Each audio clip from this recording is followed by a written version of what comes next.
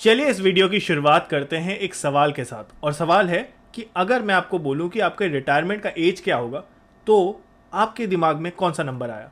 90% लोगों के दिमाग में नंबर आया है 60 का। अब 60 ना हमारे दिमाग में ऐसा फेड किया गया है ओवर द ईयर्स। नाउ हमने अपने ग्रैंडपा को देखा, अपने पापा को देखा, अपनी मम्मी को भी देखा कि रिटायरमेंट ना वो 60 के आसपास ही लेते हैं। अगर आप गूगल भी करोगे ना कि इंडिया में रिटायरमेंट का एज क्या है तो आपको मिलेगा 60 टू 62 वाला जो एज है उसमें रिटायरमेंट ज़्यादा होता है। Which has somehow made us believe कि 60 ही है वो नंबर जिसमें हम सबको रिटायरमेंट लेना चाहिए। उसके पहले तक सबको काम करना है, बहुत काम करना है, बहुत मेहनत करनी है। Well understood, but what if आपको एक अर्ली रिटायरमेंट का ऑप्शन मिले, आपको एक ऑप्शन मिले जहां पे आप जल्दी रिटायरमेंट ले सकते हो, maybe at 40, maybe at 35। Won't you be excited? Won't you be happy? Won't you be even thinking about that? आप ज़रूर सोचोगे। क्यों सोचोगे? क्योंकि आपको लगता है कि हाँ, जितना जल्दी रिटायरमेंट हो जाए उतना बेटर है। इसका मतलब उतना फाइनेंशियल स्टेबिलिटी है आपके पास। अब आप ये भी सोच रहे होंगे कि जो नंबर मैंने बताया 60 टू 62 वाला जो रेंज है वो इंडिया के लिए है, बट वेस्टर्न कंट्रीज में शायद वो नंबर बहुत छोटा होगा, राइट? या एटलीस्ट इससे तो कम होगा, राइट? तो यूएस की बात करें तो वो नंबर है 62 टू 66, कनाडा में 65 और यूनाइटेड किंगडम में तो 66 है। तो unfortunately the grass isn't greener the other side. हम सबको लगता था कि वेस्टर्न कंट्री में बहुत अच्छी हालत है, but not so much. This is the reason why FIRE the movement picked up in the western side.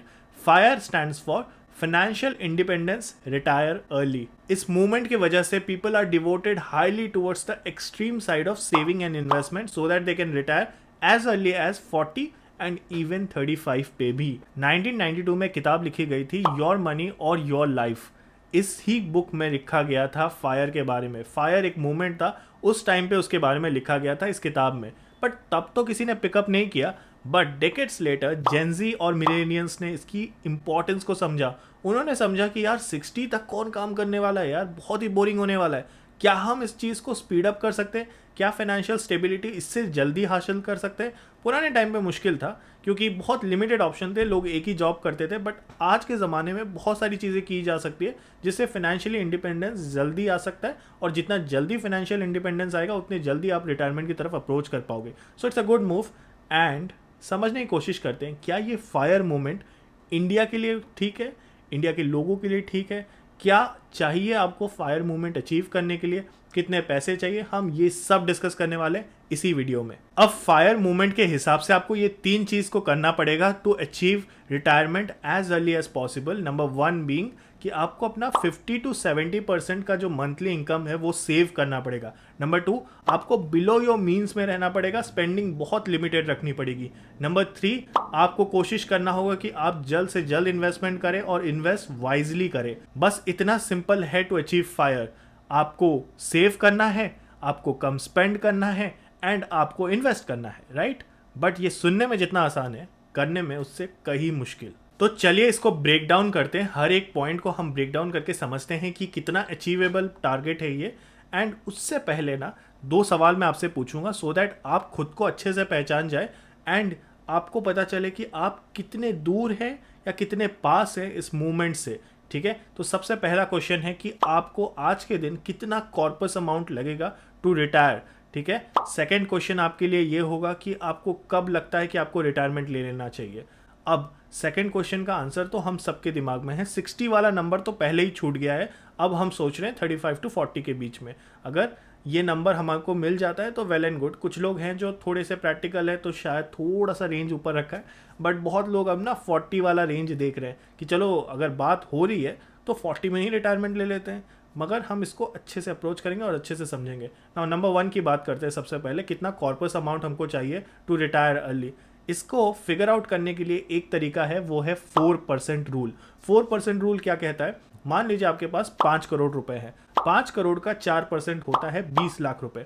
अब ये 20 लाख रुपए आप हर साल आराम से यूज कर सकते हो विदाउट वरिंग कि आप कभी भी पैसों से रन आउट हो जाओगे। इसका मतलब आपका जो इन्वेस्टमेंट है वो चल रहा है 5 करोड़ पे।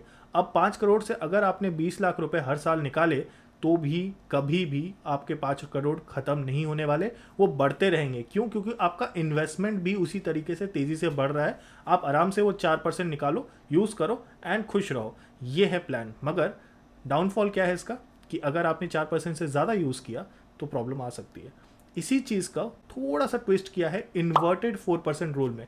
इन्वर्टेड 4% रूल क्या कहता है कि अगर आप आज के दिन आप अपने एक्सपेंसेस कैलकुलेट करो मंथली एंड उसको फिर 12 से मल्टीप्लाई करो ताकि ईयरली आपको मिल जाए, तो जो वो अमाउंट आता है वो अमाउंट कितना होगा। लेट्स से कि वो अमाउंट आता है 10 लाख रुपए। 10 लाख रुपए मुझे सालाना चाहिए so that I can manage my expenses. अब 10 लाख इंटू 25 आपको करना है, वो होगा आपका रिटायरमेंट फंड।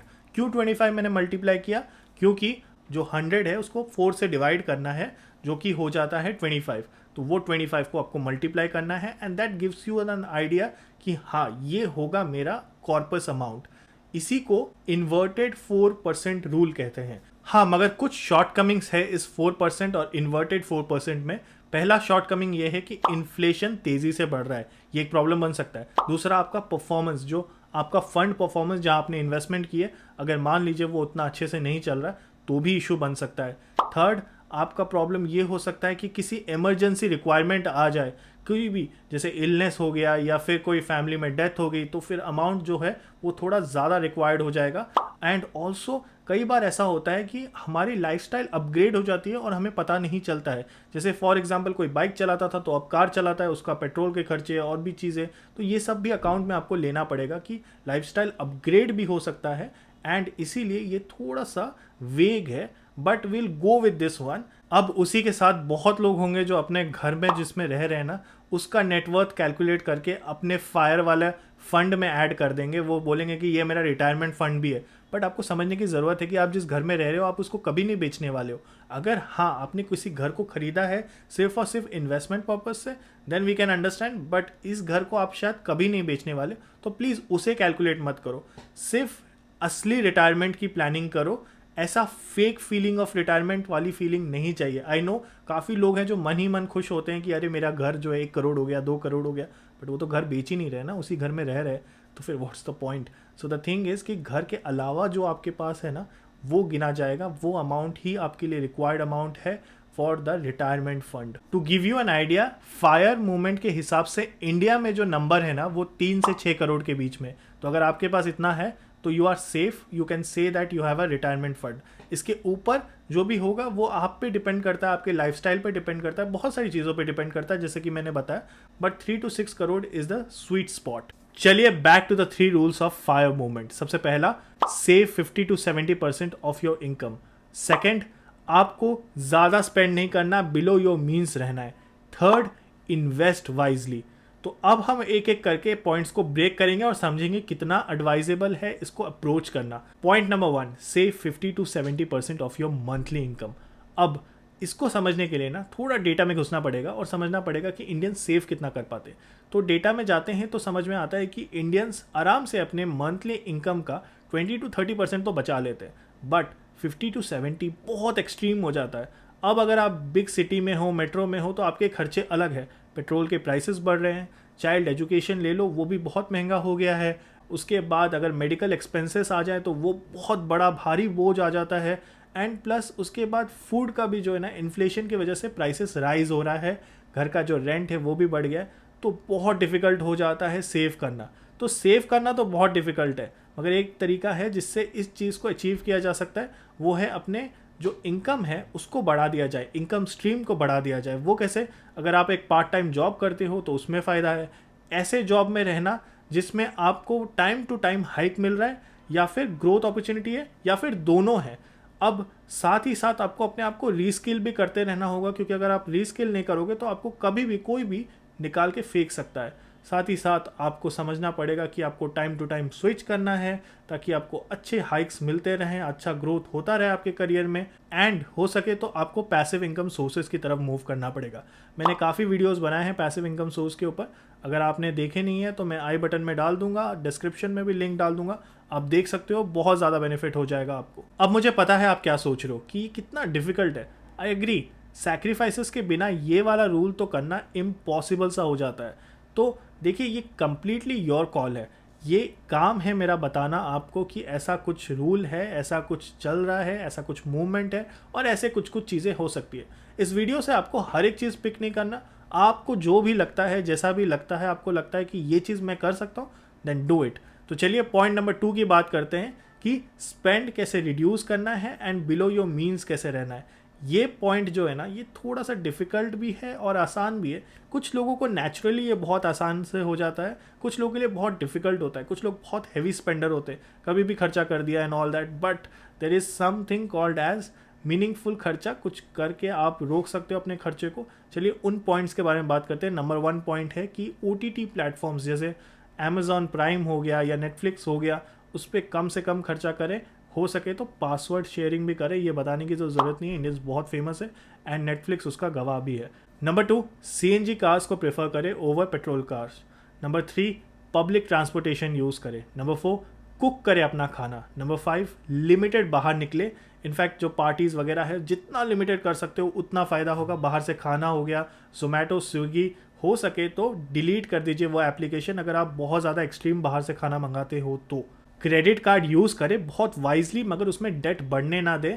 एंड अगर आप थिएटर जाते हो तो अपने पॉपकॉर्न खुद लेके जाए, छुपा के लेके जाए। I know it sounds ridiculous, मगर विद दैट आप मूवी थिएटर भी नहीं जा सकते क्योंकि ऑब्वियसली आपको सेव करना है। तो I know this sounds ridiculous, this sounds बहुत एक्सट्रीम एंड यही है फायर मूवमेंट, ये है बहुत extreme.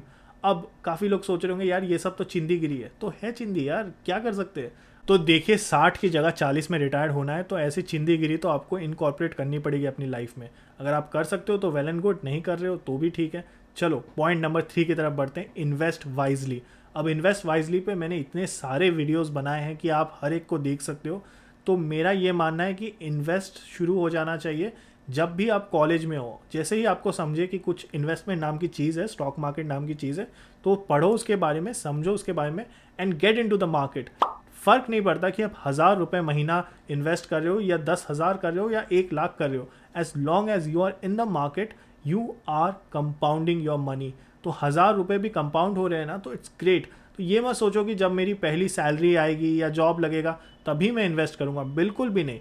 Don't wait for that, जितना हो जल्दी हो सके डीमैट अकाउंट खुलवाइए एंड सीख लीजिए स्टॉक मार्केट। सीख सकते हो तो ग्रेट, नहीं सीख सकते हो तो इंडेक्स म्यूचुअल फंड है, इंडेक्स के ETFs है, उसमें लगा दो। क्योंकि इंडिया तो ग्रो होने वाला है, तो इंडिया ग्रो होने वाला है तो उसके साथ जो 50 कंपनी है निफ्टी 50 की, वो भी ग्रो होने वाली है। तो कुछ नहीं स्टॉक मार्केट का समझता ना, तो जस्ट इन्वेस्ट इन इट। और अगर आपको टैक्सेस बचाना है तो ELSS म्यूचुअल फंड में इन्वेस्ट कर दो। इसमें आपको 1,50,000 सालाना फ़ायदा होगा अंडर सेक्शन 80C।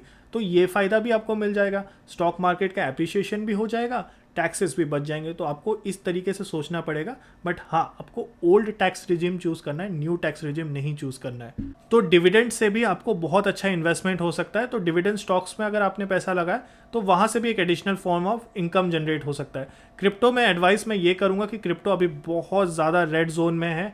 इन्वेस्टमेंट तभी करें जब आपको क्रिप्टो के बारे में नॉलेज है, और अगर नॉलेज नहीं है तो टॉप के ही क्रिप्टो में इन्वेस्ट करें और 10% ऑफ योर इन्वेस्टमेंट पोर्टफोलियो का ही क्रिप्टो में इन्वेस्ट करें, इससे ज़्यादा ना करें, बड़ा रिस्की है। अगर नहीं समझ रहा आपको क्रिप्टो के बारे में तो you can check out my playlist, मैं आपको लिंक डिस्क्रिप्शन में डाल दूंगा। आप क्रिप्टो का भी प्लेलिस्ट चेक कर सकते हैं। क्रिप्टो के बारे में बात किया है, थोड़ी समझ रखोगे तो बहुत फ़ायदा होने वाला है कि आगे जाके कौन सा क्रिप्टो कैसे राइज होने वाला है। ऑल्सो अच्छे से डाइवर्सिफाई करिए अपने इन्वेस्टमेंट पोर्टफोलियो का, सो दैट आप मार्केट के अप्स एंड डाउन से ज़्यादा इफेक्ट ना हो। गोल्ड, सोवियन बॉन्ड्स हो गया, फिर आप बॉन्ड्स में लगा सकते हो, स्टॉक मार्केट में लगा सकते हो, थोड़ा क्रिप्टो में लगा सकते हो। तो ऐसे अपने पोर्टफोलियो को डाइवर्सिफाई करिए। तो ये हो गया वाइजली इन्वेस्ट करने के तरीके। तो फाइनल कंक्लूजन की बात करें तो देखिए, ये ना सबके लिए नहीं बना है।